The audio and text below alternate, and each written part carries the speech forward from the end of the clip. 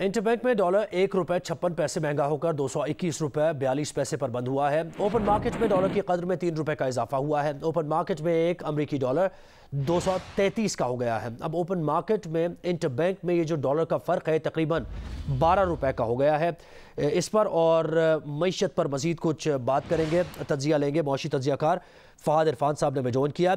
फ़हाद साहब, एक तो IMF से मुताल्लिक़ सवालात और दीगर सवालात भी हैं, लेकिन सबसे पहला सवाल यही कि ये जो 10 से ₹12 का फ़र्क हो गया है इंटरबैंक और ओपन मार्केट में, इसकी वजह क्या है? देखें, इसमें जो सबसे पहले जो खबरें आ रही हैं वो ये है कि जो डॉलर की ओपन मार्केट में स्मगलिंग होती है आउटसाइड पाकिस्तान इनटू अफगानिस्तान, वो बढ़ गई है बिकॉज जो और कुछ और चंद नेबरिंग कंट्रीज में बढ़ गई है बिकॉज जो परचेजेज हैं क्रॉस बॉर्डर वो इंक्रीज हो रही हैं, खासतौर पर वेजिटेबल परचेजेज आफ्टर फ्लड्स वगैरह। तो इस किस्म का जो सप्लाई है पीछे से जो है वो ओपन मार्केट में आ नहीं रहा। अगर आप फॉरेक्स डीलर से भी बात करें तो आपको यही बताएंगे कि जो ट्रेंड नजर आ रहा है वो यही है कि पेशावर वगैरह से और अफगानिस्तान वाली साइड पे काफी ज्यादा जो है वो डॉलर का आउटफ्लो पाकिस्तान से हो रहा है। तो इसी वजह से ये चीज आपको ओपन मार्केट के अंदर नजर आ रही है, वेयर आपको ये जो रेट है इंटरबैंक का वो उतना हाई नजर नहीं आ रहा। जी अच्छा, हमें मौशी तज्जियाकार खुर्रम शहजाद साहब ने भी ज्वाइन किया, उन्हें भी शामिल गुफ्तगू करते हैं। खुर्रम साहब, जैसे फ़हाद साहब कह रहे हैं कि डॉलर का आउटफ्लो ज़्यादा हो गया, परचेज हो रहे हैं वेजिटेबल्स वगैरह, हम इसकी वजह से ये फ़र्क जो आ रहा है इंटरबैंक और ओपन मार्केट में, आप क्या समझते हैं?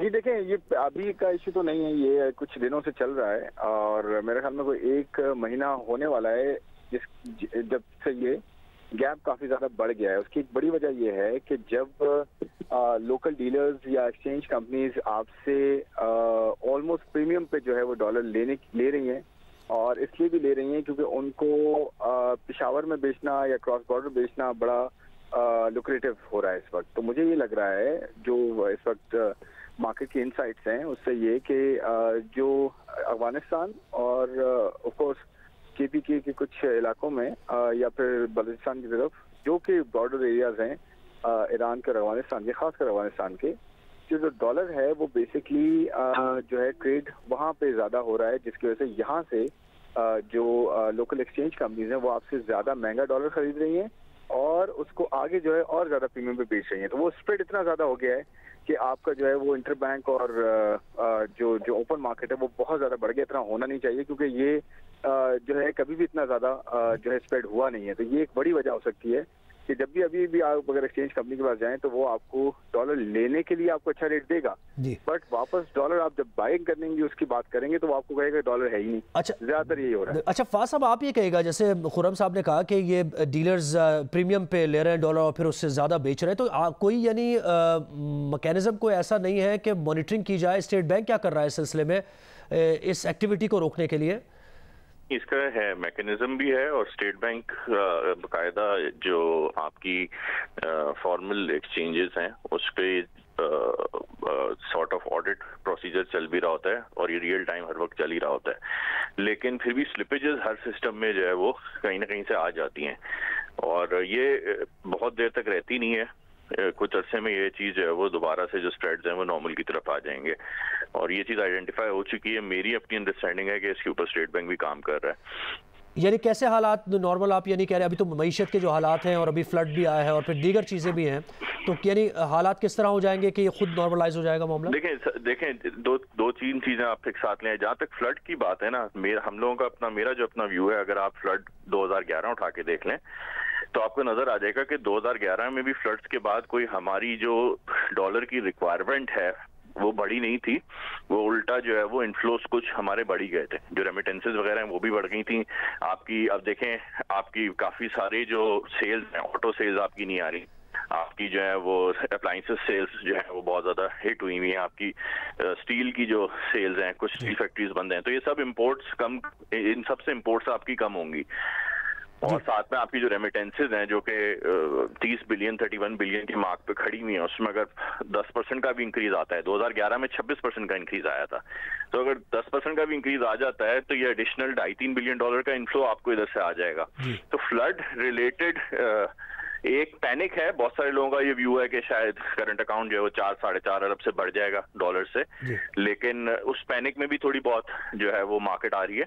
बट रियलिस्टिकली अगर आप इसको फॉलो करें, पिछले जो ट्रेंड रहे हैं पिछले फ्लड्स में या पिछले डिजास्टर्स में, तो रेमिटेंसेज आपको बहुत ज्यादा सपोर्ट करती हैं, और जो इकोनॉमिक एक्टिविटी स्लो होती है तो उससे आपकी जो इम्पोर्ट की डिमांड है वो भी कम होती है। ऑन टॉप ऑफ दैट जो इंटरनेशनल प्राइसेस हैं अपार्ट फ्रॉम ऑयल, बहुत सारी चीजों की अपने हाई से काफी नीचे आ गई हैं, जो आपको 1-2 महीने के नंबर्स में नजर आएगी। तो आपको नजर आएगा कि 1-2 महीने के जो करंट अकाउंट के नंबर्स हैं या ट्रेड डेफिसिट का नंबर है वो बहुत इंप्रूव होता हुआ आपको नजर आएगा। फिर आपको नजर आएगा मार्केट के अंदर डॉलर के ऊपर भी एक इम्प्रूवमेंट के रुपया थोड़ा सा स्ट्रेंथन होता हुआ नजर आएगा। जी अच्छा खुर्रम साहब, आप कहिएगा इंटरबैंक और ओपन मार्केट में जो फ़र्क है इसकी हम थोड़ी सी बात करेंगे। क्या इसकी वजह ये तो नहीं है कि दुबई ने ये जो पाबंदी लगाई है $1500 यानी 5000 दिरहम तक लाना है ज़रूरी, और फिर लोग जाते भी बहुत बड़ी तादाद में दुबई वगैरह, तो यहाँ से भी जा रहा है डॉलर? जी मैं यही बात अभी करने वाला था कि ये एक एडिशनल जो रिक्वायरमेंट है इसकी वजह से डेफिनेटली जो है वो लोकल मार्केट में, ओपन मार्केट में फर्क पड़ता है, क्योंकि आपको पता है कि कितनी 20-22 फ्लाइट्स आपकी जो है वो दुबई जाती हैं, और उसमें तकरीबन कोई अगर हर फ्लाइट में 200 से 250 लोग जाएं कम से कम, और उन सबको जो है रिक्वायरमेंट हो, तो आपकी रिक्वायरमेंट कहाँ 20 से मिलियन डॉलर से आपकी बढ़ सकती है। तो बात यह है कि ये डेफिनेटली एक बहुत बड़ा इशू है। बट मैं फिर वही बात कर रहा हूँ कि स्प्रेड जो है ना, वो स्प्रेड ये चीज नहीं बता सकता कि जी ओपन मार्केट में ऊपर जा रहा है तो जी आप जो है वो इंटर बैंक में क्यों नहीं जा रहा। अच्छा इसको ये बताएं खुर्रम साहब, ये बताएं कि इसकी यानी ये मईशत के लिए क्या खतरनाक है ये कि इतना बड़ा फर्क होना 10 से 12, या एक नॉर्मल सी बात है, खुद ही ये बाय द टाइम ठीक हो जाएगा? मैं सिर्फ एक बात ऐड करना चाह रहा हूँ कि ये जो स्प्रेड है ना, ये बेसिकली होता है ये कि जब आपका अनयूजुअल स्प्रेड होता है तो बैंक या तो उसको फिल कर देते हैं, या एक्सचेंज कंपनी बैंक से ले लेती है, या बैंक को वापस दे देती है। तो स्प्रेड जस्टिफाइड नहीं होता जब तक कोई जो है वो थोड़ी सी जो है डिफरेंट एक्टिविटी ना हो रही है। तो जो मैंने एक्सप्लेन पहले किया, अब आपका जो सेकंड क्वेश्चन है कि ये कैसे होगा, क्या होगा आगे, ये बात बिल्कुल ठीक है। आगे चैरिटी एड और ये फ्लड रिलीफ के जो है वो उसमें कम से कम $1 बिलियन एडिशनल आएगा, जिसमें रेमिटेंसेस आप कह लें या आप जो है वो एड में कह लें तो वो ज्यादा आएगा। हो सकता है IMF भी आपको $1 बिलियन एडिशनल दे दे अंडर रैपिड फाइनेंस फैसिलिटी, जो कोविड में भी उन्होंने दी थी। तो वो ये सब चीजें मिला के मुझे लगता है डॉलर पे प्रेशर आएगा, और डॉलर थोड़ा सा इम्प्रूव होना चाहिए आने वाले दिनों में लोकल मार्केट। अच्छा एक बस और सवाल, ये जो डॉलर बढ़ रहा है इसकी वजह, क्योंकि ये कहा जा रहा था कि IMF से डील हो जाएगी तो स्टेबलाइज हो जाएंगी चीज़ें, लेकिन डॉलर का रेट बढ़े जा रहा है, इसकी वजह क्या समझते हैं आप?